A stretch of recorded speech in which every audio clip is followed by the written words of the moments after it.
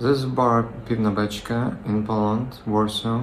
It's small, but there are great people coming every night, and we want them to listen to music, and we want musicians to have everything they need to give a great performance. Sure, this is an idealistic goal. We have a lot of things to do in this place to make it work for us, but we started from buying a mixer.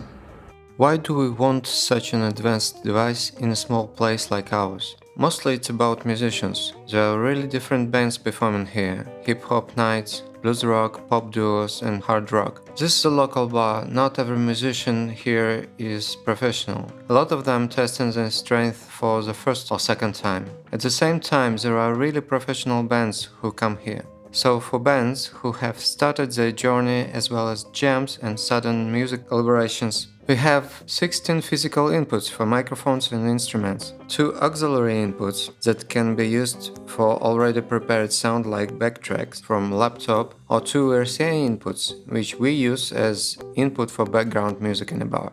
So we can connect, for example, 3 microphones, 2 electric guitars, bass, violin, ukulele, saxophone, and some channel would be left for drum microphones. By the way, this is a real band I'm talking about. Each channel has basic functionality as equalizer, compressor limiter, so we can have a decent mix even without a band having much instrument effects. But this is not why we need this kind of console. To tell truth, there are a lot of mixers that have 16 inputs. But Studiolive is a great example of modern digital console. It has 16 physical outputs, and every output can have its own mix. That means that I can provide an individual mix for every loudspeaker I have in a bar, and have separate mix to a computer through USB for stream or recording.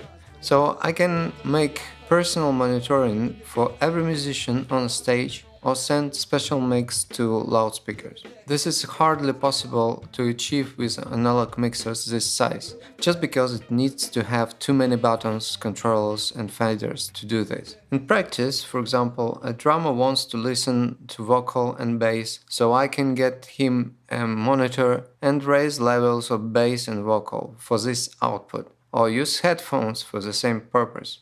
At the same time, a vocalist has ear monitoring and wants more guitar and backtrack, so the output system of this console is the main advantage of this Presonus console. In case you think that it's a very complicated system, it is, especially if you didn't get your hands on any mix before. But there is a way to understand basic things and start to using it. So take a look at the mixer. First thing that people usually see is master fader, and I would recommend right away that you touch it if this is your last option to make the sound louder or quieter. Most of the time it should be in a 0 position like this. If you need to mute it, press mute button. To keep it this way, you need to know what source of sound you have connected to a mixer and its channel.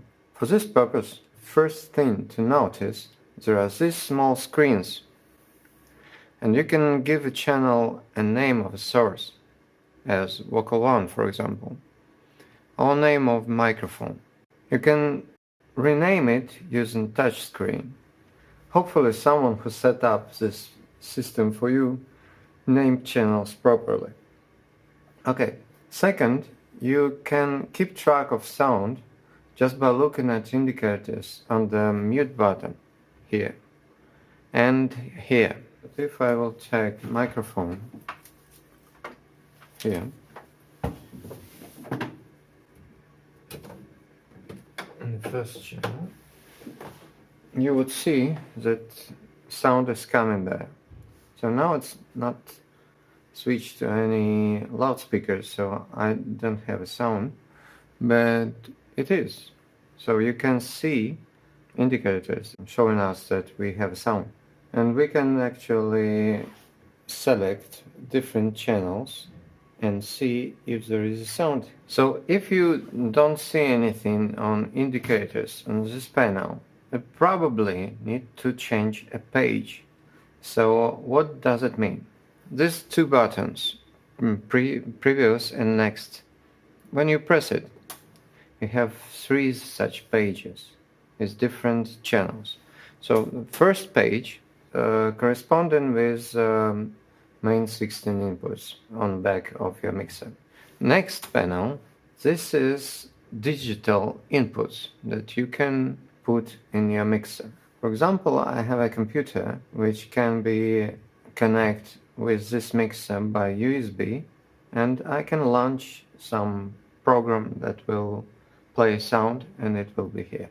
If you need, for example, backtrack coming from some DAW, means digital audio station like Reaper, Logic Pro, Pro Tools, Ableton, or anything like this, Cubase. This is a part of a mixer that's actually responsible for this kind of thing. Next page affixes two aux inputs, which is not working now. A tape input corresponds with RCA inputs on the back of your mixer, and talkback. Talkback is a special microphone. You can use it for talking to people on stage. So, to wrap it up, you need to change a page and take a look at indicators if there is a sound or not.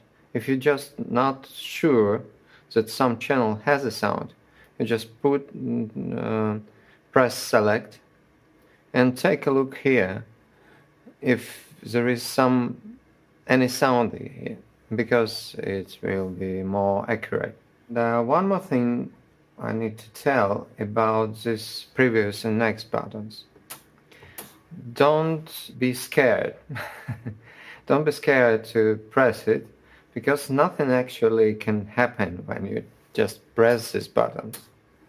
Nothing happens with the mixer if you just press these two buttons, because it's kind of scary when it change place of faders, but it really doesn't change anything. The only thing to be aware of, if you have some faders, for example, on a page 1, be like this, and on page 2, it will be like this. And if you just put a hand here and press back, so if something in a way of a fader to be on its place, so it might be a problem. But just try to not put anything in the mixer.